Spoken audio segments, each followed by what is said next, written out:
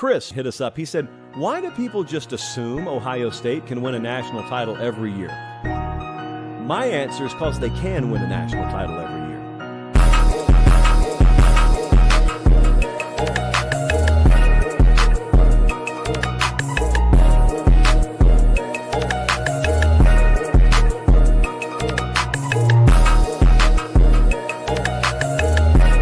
Lay hold of it. You lay hold of it.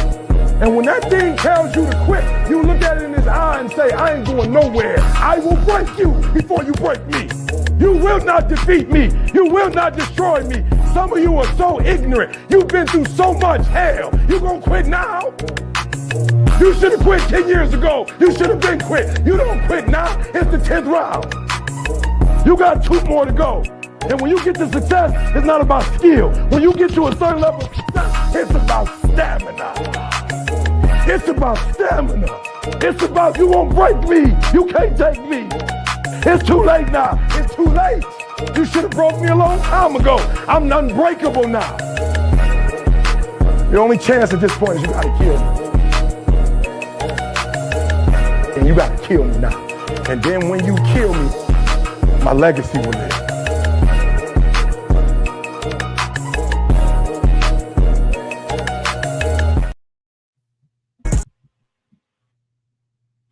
Like 2 a.m. Riding with my mans. He don't want no hoes. He just wanna spin.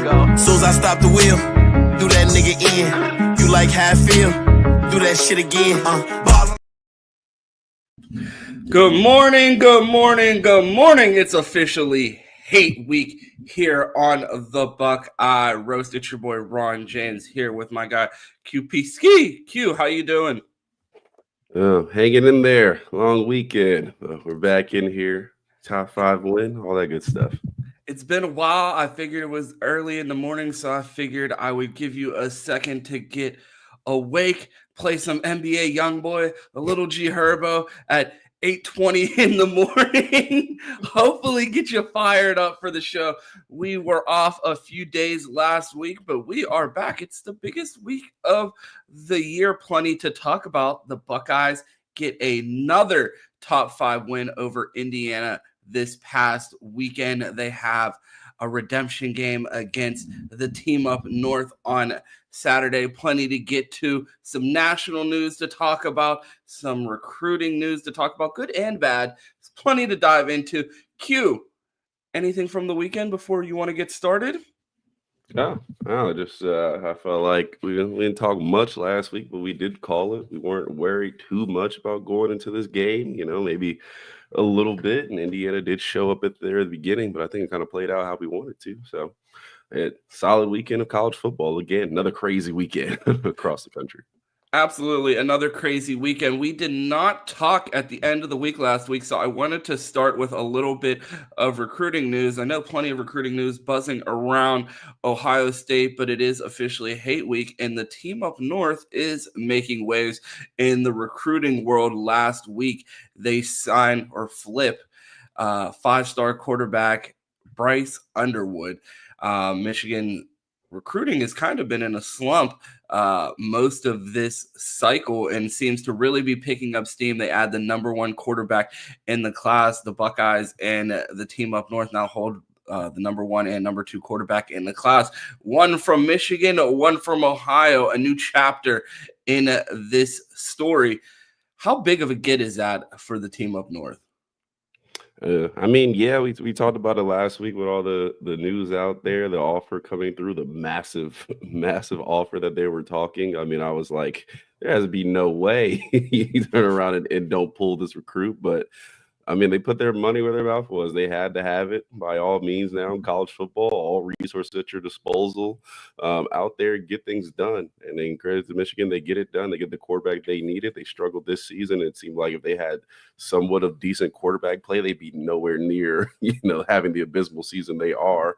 So got to do what you got to do. They pull in Bryce Underwood, and like you said, it sets up kind of a crazy storyline of the top 2 quarterbacks in the nation being from Michigan and Ohio. I don't remember the last time that's happened, so maybe you will. But what that is, you got to keep the best. What do we always say? Keep the best players in the Big Ten country in the Big Ten, and they do that, and it obviously sets up good things for the conference. Absolutely. I think it's huge for the conference. I know we like to say, a lot of people said they wanted Michigan to be good again, and now they're kicking themselves seeing Michigan win a national championship, having won 3 Big Ten titles in a row, and now picking things up and recruiting. It's fun for the rivalry as far as the excitement and the level of competition, but maybe let's beat them first before we start asking them to get any better. Rice can't play on Saturday, so we're good for another year. if they could, they would definitely start him if they had the opportunity. I want to stick with recruiting here for a second. The Buckeyes, during their top 5 win, receive a recruiting commitment to a surprise to no one. Another 5-star receiver for the Buckeyes. The Buckeyes signed Jameer Brown out of Dayton, Ohio, number 7 player in the country, number 1 wide receiver in the class of 2027. Brian Hartline continues his generational recruiting run, continuing to just land 5-star after 5-star. Your thoughts on the Buckeyes adding another 5-star receiver to this already loaded wide receiver room? No, it's great to see him get one out of Ohio. I mean, we've had to go national a lot of classes. And a lot of time you look, it's like, who's the best around the country? Obviously, you have a kid at home who's going to be a 5-star, and I don't believe that'll be the only one. Probably have a couple more coming in the next couple classes. So big time for Brian Hartline. I mean, 2027, that seems so far away. It's like, hey, you're really working down the line here. But, I mean, it's great. Like I said, keep the best at-home talent at home. Brian Hartline even doing that, even though he can really go anywhere in the country. So that just tells you how good this kid is, because a bunch of players are going to pop up and he says, look, it's early. I don't care. Get in this classroom and let's start to build it. So another prop to the Buckeyes and keep it moving. Yeah, it was a huge visit weekend for the Buckeyes, a huge announcement with the 5-star commitment of Jameer Brown.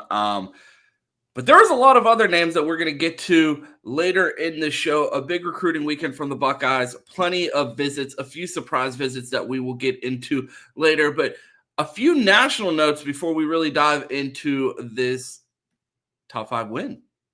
Yeah. Let's jump into it. So people in here early. We only go a few minutes in already. A couple hundred people in here. So make sure you like that video. If you were on Twitter, go ahead and like and retweet that. If you're in the community, do the same thing. So help us out there. And yeah, let's jump into it. So question for you, Ron. So now officially Oregon is the last undefeated team in the country, but maybe a little more Ohio State, maybe a question for Ohio State here.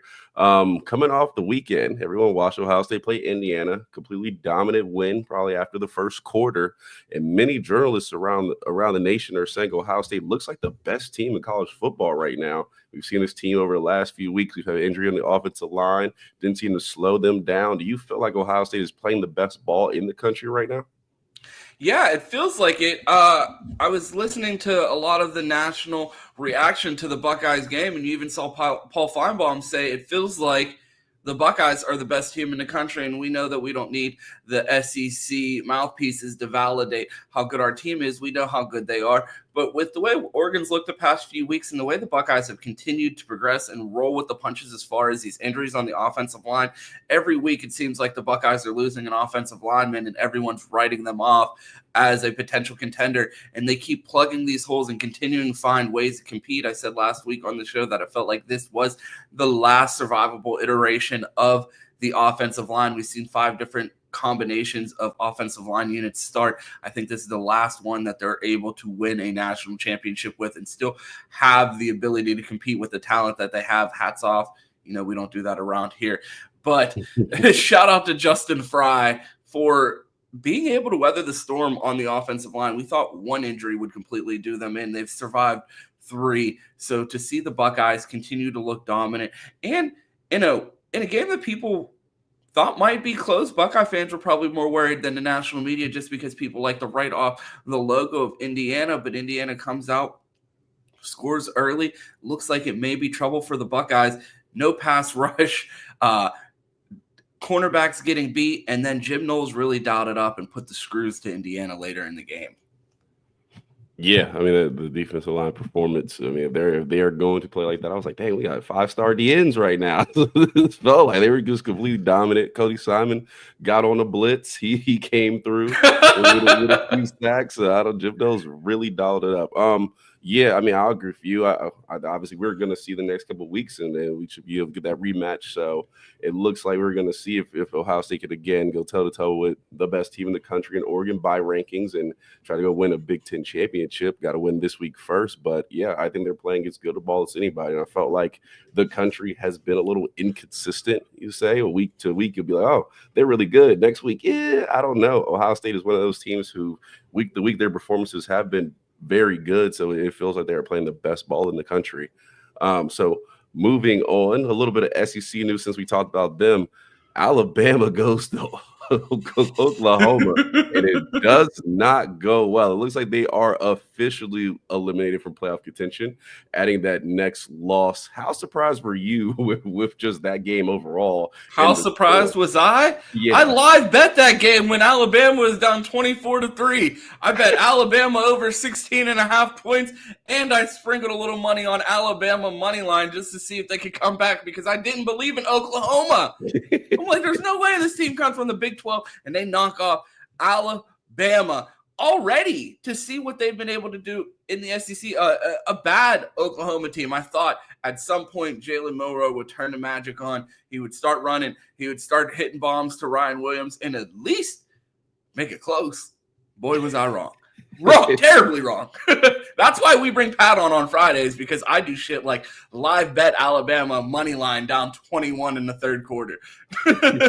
Yeah, unfortunately for you, Milroe was hitting DBs in stride.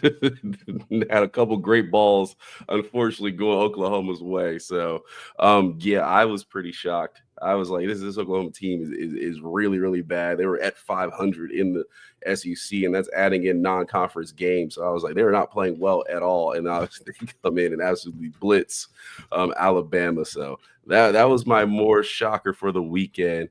And okay, so I'll throw this last note for you. So we are now to the last week of the regular season, not counting the Army-Navy game we have. But I just want to ask you right now, who is still your Heisman top front runner going into the last week of the season? I mean, we've asked this question now, 14 weeks in a row. I have been adamant this is Travis Hunter's award that he deserves. He is a top 5 cornerback and wide receiver playing on both sides of the ball. I know Genty went absolutely crazy, but there's just no way I can justify not awarding what we've seen out of. I know Colorado goes down to Kansas, but this was a 1-10 team when Shedeur, Travis, and Prime arrived. They are a borderline playoff team now. You have a guy playing on both sides of the ball at such a high caliber that I've never seen in my lifetime. So to not award that and have him enshrined in the Heisman House, I feel like for what he did for the sport of college football, I feel like this is almost like a legacy award for Travis Hunter at this point, because I feel like it should be commemorated what he did this season as one of the coolest things that we've seen in college football in a long time. Yeah, I agree there. We quite haven't seen it like that. And we asked, coming out of high school, can he continue to play both ways as effectively? And he's done it at the college level. And he even says, hey, I'm going to go do it at the NFL level. Remains to be seen right now, but I guess he'll get his opportunity. But yeah, I mean, it's been a tough season with him and Genty both balling out as they were, smaller school guys compared to the national pictures of where we usually get our Heismans from. It's just been a great season to see them continue to go out. And we talked about, week 3, week 4? Like, are these guys going to be able to keep up, the effectiveness they've had? And they've done it, like, basically line to line. So I think it'll be Hunter. We will see as it goes in. But for right now, yeah, like you said, we've seen people dominate at running back. Dominating on both sides of the ball is a rarity at the college level. So I almost have to give it to Travis Hunter at this point. I couldn't agree more. I got a super chat that I want to get to. Area Frenchman, thanks for the 2. Henderson is heating up. Playoff Zeke activated. I mean, we've talked about it on this program before. Talked about it on the Juck post game. Talked about it on Bleacher Report. We've talked about this everywhere.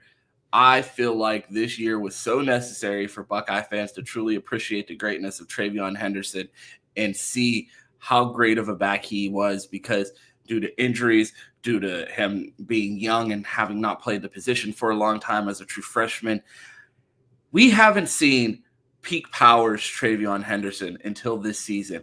I mean, we saw a play on the goal line this past weekend that he gets hit in the backfield, spins out of the tackle, and dives forward for about 5 yards and gets the ball down to the 1 yard line. I said in my head instantly that in the past 3 years, that is a tackle for a loss 10 times out of 10 with TreVeyon Henderson. To see the way that he's able to fall forward, the way he's able to make guys miss, seek out contact, avoid contact, be physical in the pass blocking game. He's just become such an all-around complete back, and I feel like Buckeye fans needed to see this to truly appreciate his greatness and what a great back that they had here in Columbus. And it didn't end up being one of those scenarios of, oh, we had TreVeyon Henderson for 3 years, and then he goes and leads the NFL in rushing as a rookie, like like C.J. Stroud as a quarterback, and say, well, where was that guy? He was young and he wasn't healthy, and now he's fully healthy,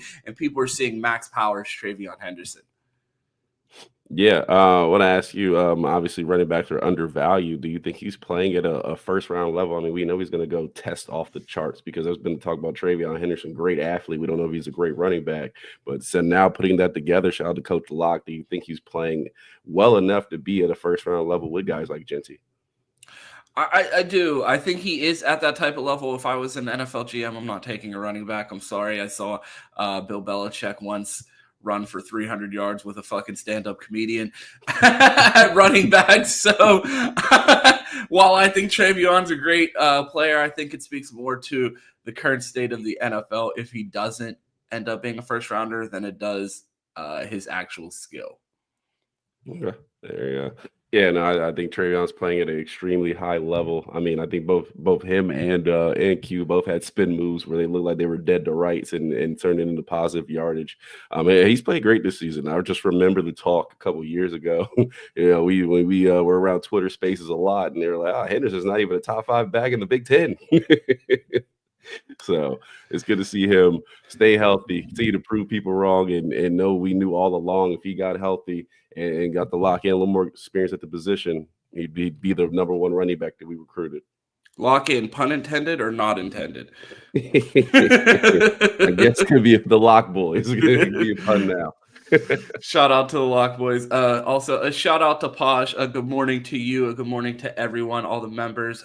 Appreciate you guys tuning in. If you guys are watching on YouTube, make sure you smash that like button. It costs you nothing. It helps us a ton. If you see this on you or on Twitter at all today, make sure you retweet that as well. Also helps us a ton over there. I saw this comment in the chat a little bit earlier, and I thought it would be the perfect segue into the game and the perfect starting point. Cody Simon lost his damn mind on Saturday. Anybody that's been watching this show for a while has known my opinion on Cody Simon coming into the season, and that was, bro could go out there and play the worst season of his life. And I had no criticism because I've seen Cody Simon in person, and I want no smoke with him. I've already been blocked by our linebackers coach for my criticism of Steel Chambers. It wasn't going to happen again with Cody Simon, especially because if I ever bumped into him, I'd apologize. That is one scary individual, and he showed it on Saturday. Your thoughts on the play from the linebacker room? We've talked about Sonny Styles stepping up in the past few weeks and elevating his game. Cody Simon plays the game of his life. Starting with the linebackers, your thoughts from Saturday? Yeah, I mean, obviously getting them involved in the blitz game. We talked about it a few weeks ago. We're not getting any pressure, just putting down forward. I mean, even they proved that wrong on Saturday. But at the time, we were like, yo, we got us some linebackers. We have all these great athletes, walking around at linebacker, but we just have them waiting and reacting. Like, let them go get to the quarterback. Cody Simon, like I said, he got on the blitz. He was there. Him and Sonny Styles both were flying around. I thought Sonny Styles maybe quietly had the best game of his season. I thought he was outstanding on Saturday. And I just remember us talking weeks ago, like, is he a linebacker? Yada, yada, yada. Well, he stepped up and proved it there with another great game. But yeah, Cody Simon on a blitz was wreaking havoc. So I thought the linebackers played really, really good Saturday. I mean, it was good to see Arvo Reese get in the game early as well. So yeah, no, they were outstanding. Yeah, love to see Cody Simon on a blitz. Everybody was getting after it. Jack Sawyer with a sack and a half. JTT with a sack. Were you surprised by the Buckeyes pass rush picking it up after the way they looked on that first drive? I tweeted the SpongeBob meme where he's getting punched by the bully and he's just going throughout his day unfazed because he can't feel it. And it felt like that's how the pass rush looked in the first few drives. And then Jim Knowles really dialed up the pressure. Yeah, and credit the Minister of Sports. I think Zach called it out. He said if you leave Rourke with some time, he's good enough to pick you apart. You have to pressure him in the pocket. And then when you've seen the pressure come in, there was nothing he can do. He wasn't mobile enough to get away from it. I mean, obviously we have great athletes all over the field, so he called it out there. And as soon as we started doing that, it was like the NA offense. Somebody just like tipped the Jenga set, and it just fell apart from that point. It was tough sledding for them from there. So. I thought it was a great game plan. Jim Knowles said, you know what, forget all this. I'm sending everything Oklahoma State mode activated. and he got them boys out of there. Absolutely dialed up the pressure and had the defense looking like you said. You hit the nail on the head. The aggressive defense of Jim Knowles from Oklahoma State. I see a comment here from Posh, and I wanted to pivot a little bit about the stadium atmosphere. She said it was friggin' loud at the shoe. All I saw was on the timeline leading into the game how crazy the environment was in the shoe. A lot has been made about the crowd noise, stadium environment. Cam was at the game. I told him don't go to the game. He's a curse. We have lost every game that Cam has attended in the 3.5 years of us knowing each other. So when he told me he bought tickets to the game, I thought the Buckeyes were going to lose. He went to the Oregon game this past year and stopped at my house on the way home from the airport and said, bro, that stadium environment was like no other. It felt like a club in there. I got a similar phone call on Sunday saying that the stadium environment was absolutely rocking at the shoe. He said it would be exactly on par with what he experienced in the Oregon-Ohio State game in Eugene if the Buckeyes had a better sound system. Ross Bjork is here. He's talked about upgrading the in-stadium environment. I saw pictures of the scoreboard. It's terrible. They need to get a new one. I would imagine a new sound system and a new scoreboard are on the way, but a big shout out to Buckeye Nation for bringing the noise. Curt Cignetti said after the game, from everything that they heard about the shoe going into the game, they did not expect crowd noise to be a factor, but it definitely was a factor. Your thoughts on the Buckeyes showing up and being proud at this game on Saturday? I mean, it's great to hear. The environment has been much to the criticism. I think we've criticized it. Unfortunately, we play a lot of games at noon, so it doesn't help because every night when I turn on some SEC football, it looks like an absolute nightclub with lights flashing, fireworks going off. Every time they score, the lights go out. So you see those, and it's kind of like you got to go match that, especially when recruits, the big recruiting weekend, recruits come to town. They don't want, a crowd sleepwalking through, Ohio State blowout. They wanted to go actually crazy in there and feel at home, feel like this environment rivals everyone around the nation. And if they come to Ohio State, they're going to play in from, the best home crowd in the country. It seems like the Ohio State fans went in and they proved that. They were loud. It was a top 5 game, big time. Nobody cared it was Indiana. It's a top 5 game. Let's go get a win. And the crowd absolutely responded to the play on the field. So both were excellent on Saturday. It's great to hear. I know Ross Bjork, it says he's going to turn the environment around. I mean, if you need help, ask us. Shout out to come out the Best Damn Media. We'll get it right for you. I'll get some lights in there. I'll use some hue lamps, screw them in. We'll get all kind of colors going on, disco balls, all that. So it's good. It's good to hear that the crowd was up and live. And, yeah, there we go. We got the light. Flashlights up. Let's get it right. So now it's amazing to hear. Absolutely, you love to hear it, especially with all of the special visitors that we had in attendance for this game. 5-star tackle David Sanders makes a surprise appearance at the game. Q, I had to check the calendar and see what month it was. I thought we had buried Justin Fry in this entire recruitment at the beginning of the season. You could go back on this channel and find our instant reaction to David Sanders' commitment to Tennessee. And he was at the shoe on Saturday. How surprised were you to see the number one tackle in the nation in attendance for this top 5 matchup? So are you telling me all that David Sanders Ohio State merch that I bought back when he was selling it might be worth something? Hurry up, take down the eBay listing. Yeah, I can hold on to that. I was absolutely shocked that David Sanders was in town. I mean, we've talked about how desperately Ohio State has needed a tackle, and it feels like the stars absolutely align. Ohio State comes out, plays a masterful game. The crowd is going crazy, and David Sanders is in attendance. I mean, we will see how it goes down. I don't know how much momentum this brings, or is he on flip watch? I have no idea. But him being there with the performance and the crowd, I mean, heck, they talk about Bryce Underwood. We could use David Sanders next Saturday. If we could, we would. So obviously, we put on the best face we could for him to show up, and I think this gives us a good chance. We will see. I say it every signing day. Ohio State doesn't really flip guys; they get flipped, but hey, man, Cam went to the game and luck has changed. Maybe recruiting luck has changed as well.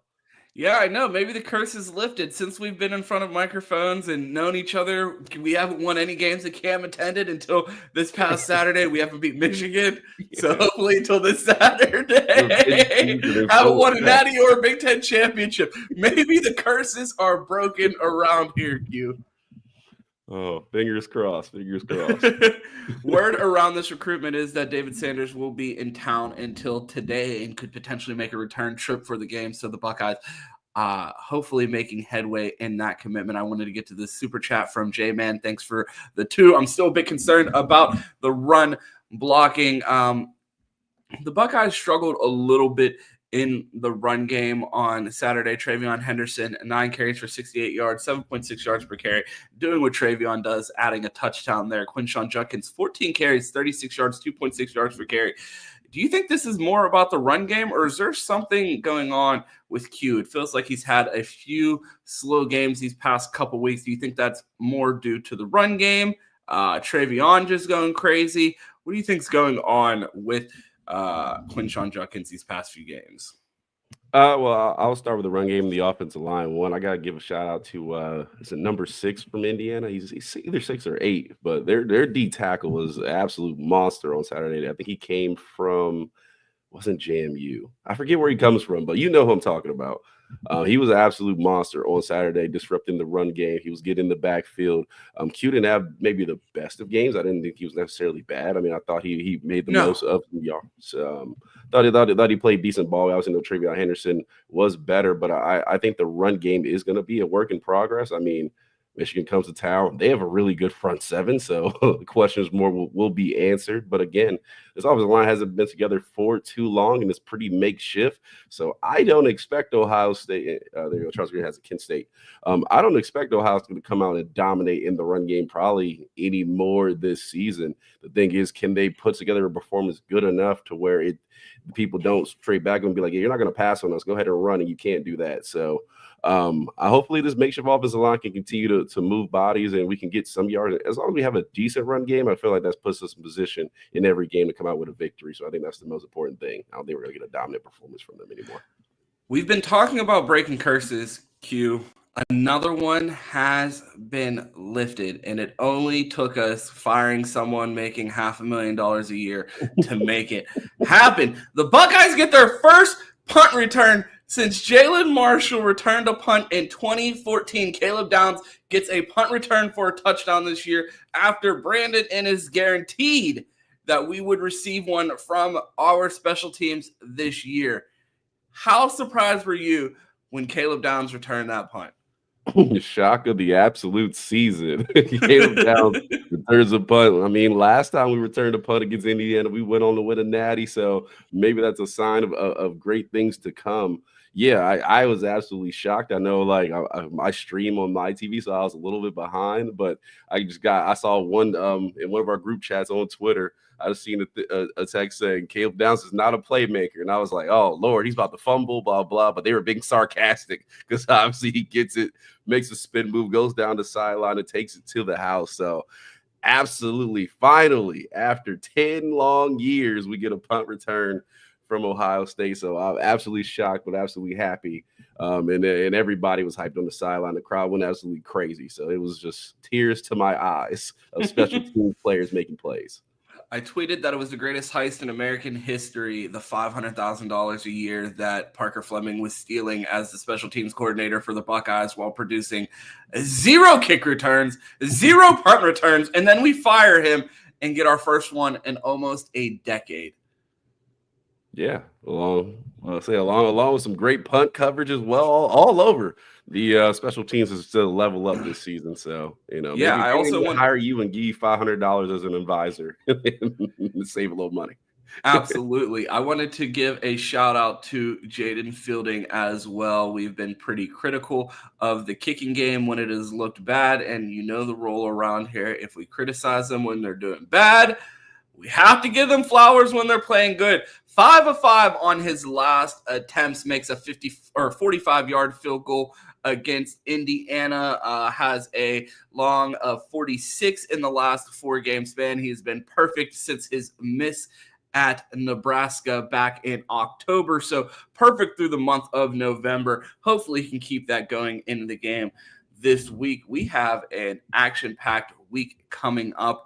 It is Hate Week. We finish off a top 5 matchup with Indiana. We talked about coming into this game, being worried about this game. And while a lot of people seem to be more worried than we were coming into this matchup, given the fact that neither one of us have ever seen Michigan beat Ohio State in football in our entire lifetime. So it was hard to convince ourselves that this was going to be a close matchup. And a lot of people wanted to talk about the goals and outlook of the season through the lens of that game. But I kept saying the Buckeyes set 3 goals every season, beat the team up north, win the Big Ten championship, win a national championship. All 3 goals are still in front of them, and we are here at the doorstep of the first one. How long does it feel like you've been waiting for this game, and how excited are you for Saturday? It feels like as soon as Twitter Spaces were invented, giving every fan in college football a voice in college football, Ohio State has seemingly throughout the game plan of any way to beat Michigan. Yeah, we've waited for this again since last year, another 364 days until the game comes back. I mean, obviously Michigan has not played well this season, but again, it is a rivalry game where weird things happen and crazy stuff. But I feel like Ohio State is in prime position going into this game. They're pretty much clicking, going all cylinders as best they can with the injuries we've gotten. Michigan has struggled, but again, it'll be another battle on Saturday. Like I said, Michigan does have a really good front seven and not a bad defense, so should provide some challenges, but I absolutely expect Ryan Day to right his wrongs of the last few years. I expect guys not to come out. And, I mean, this is what a lot of guys' 4th go-around trying to beat Michigan. They've dealt with the losses. They've tried different things. Just come out, play good ball, and let's get it done. So I expect Ohio State to come out and absolutely be super motivated. As remember, Caleb Downs' last loss last season was to Michigan as well. Him and Seth MacFarlane felt that.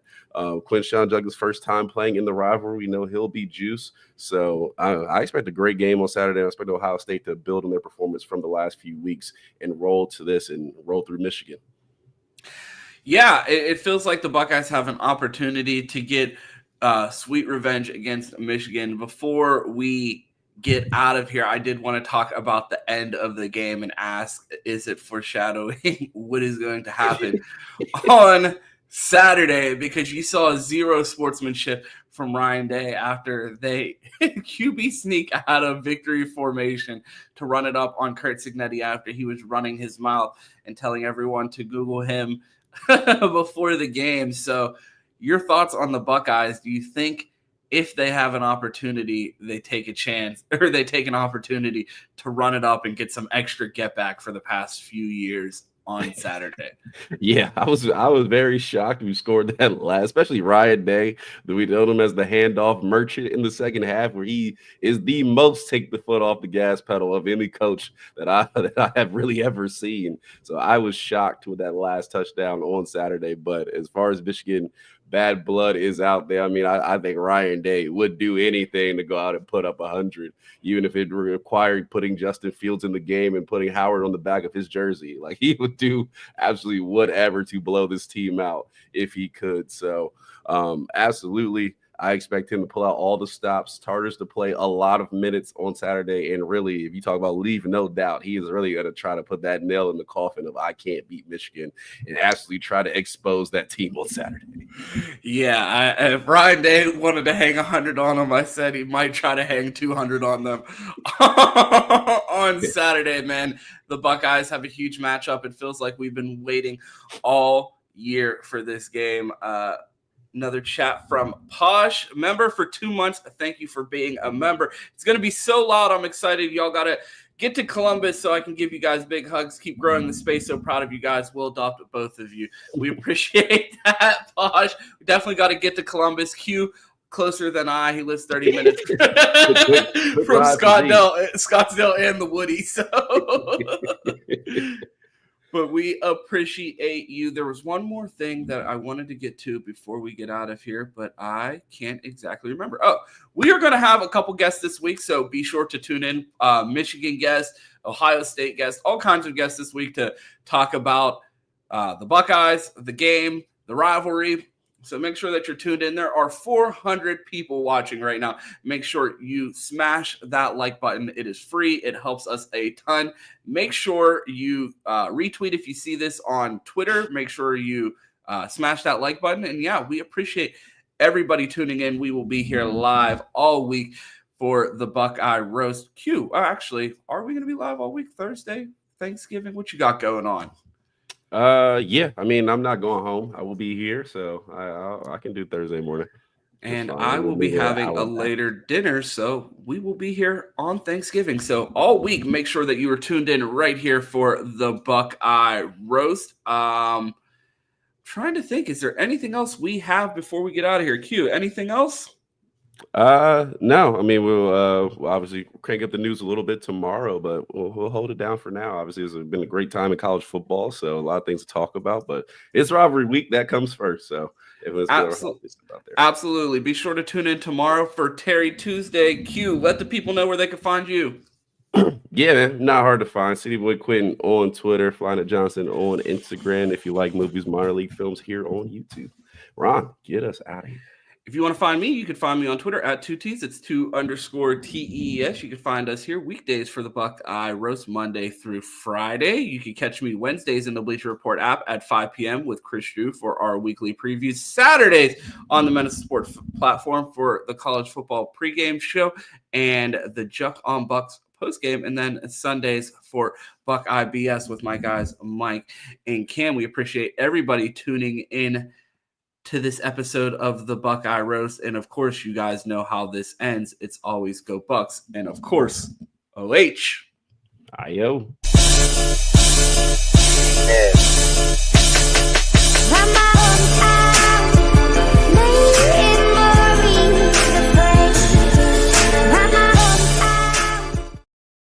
Chris hit us up. He said, why do people just assume Ohio State can win a national title every year? My answer is because they can win a national title every year.